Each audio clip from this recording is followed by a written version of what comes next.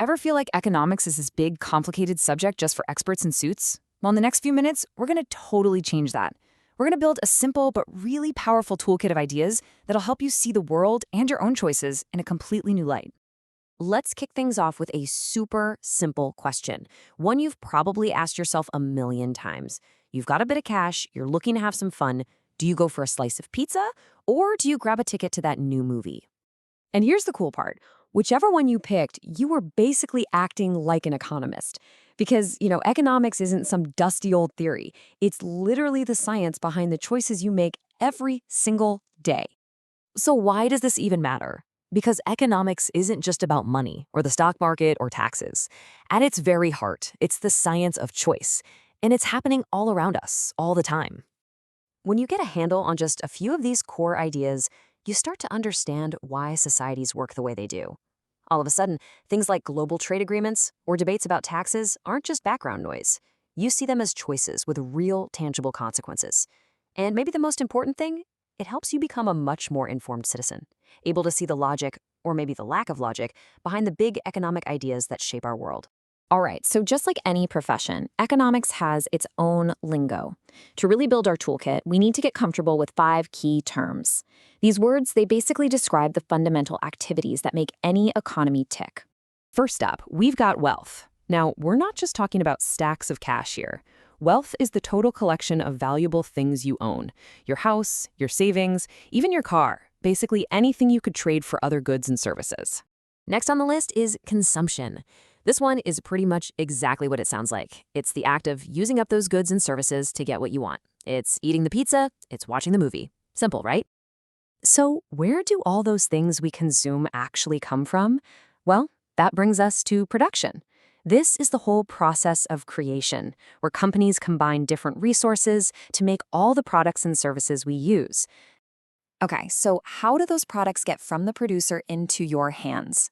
That's where exchange comes in. Think of it as the engine of the marketplace. It's the actual buying and selling, the trading of goods for money. And finally, distribution. This is all about how we divide up our limited resources and, the nuts and bolts of getting products to customers. It really answers that big question, who gets what? Now, to figure out how well an economy is actually doing, economists use these 3 main yardsticks. First, there's efficiency. Are we making the most out of the limited resources we have, getting the most bang for our buck? Second is equity. Is the system fair? Does a new policy help everyone, or does it just benefit a handful of people? And lastly, effectiveness. Are we actually achieving the goals we set out to accomplish? Okay, let's get to what might be the single most important tool in our entire kit. We already know economics is all about choice, but the hard truth is we live in a world where we can't have everything we want. And because of that, every single choice you make has a hidden cost. This hidden cost has a name, opportunity cost. And it's not the money you spend. No, it's the value of the next best thing you had to give up to get what you wanted. I mean, really let that idea sink in. It's such a simple but powerful way to look at things. The true cost of any decision isn't what's on the price tag. It's the value of the path you didn't take. It forces you to think not just about what you're gaining, but also about what you're losing. Let's make this super concrete. Say you've got 20 pesos. You can buy 1 bottle of Coke for the full 20, or you could buy 2 cupcakes that cost 10 pesos each. Now, if you choose the Coke, the opportunity cost isn't the 20 pesos you spent. No, it's the 2 cupcakes you couldn't buy. That's the real economic cost of your choice. We've thrown around the word production a few times, but what actually goes into it? Well, to create pretty much anything, from a new phone to a simple haircut, economists say you need a mix of 4 essential ingredients. We call these the factors of production. These 4 factors are the absolute fundamental building blocks of any economy. You've got land, labor, and capital. And then there's the special ingredient that puts it all together, entrepreneurship. Let's break each one down real quick. When an economist talks about land, they don't just mean a patch of ground. They're talking about all natural resources, minerals, water, sunshine, forests, anything and everything that nature provides. And the payment for using that land, we call that rent. Labor is the human element in all of this. It's any kind of human effort, whether it's physical or mental, that goes into creating stuff, from a construction worker to a software engineer.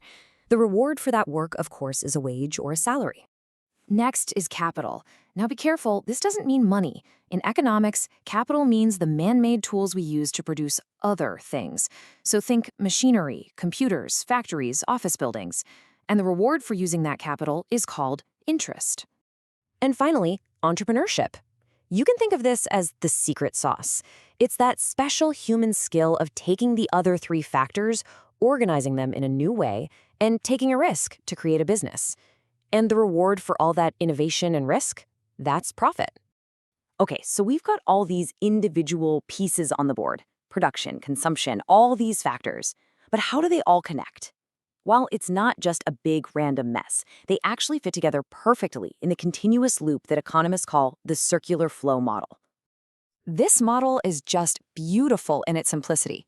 See, it starts over on the left with households. That's all of us. We provide the essential resources: our labor, our land, our capital, and those flow over to the firms. The firms then take those resources and use them to produce all the goods and services we want and need. And then what happens? Those products flow right back to us, the households, to consume. It's this simple, elegant cycle that powers our entire economic world. So there you have it. Your basic economic toolkit is officially built. You now understand the language of choice, the true nature of cost, and the core factors that build our world. So the next time you're about to make a decision, big or small, just pause for a second and ask yourself that one simple question: what am I truly giving up here? The answer might just surprise you.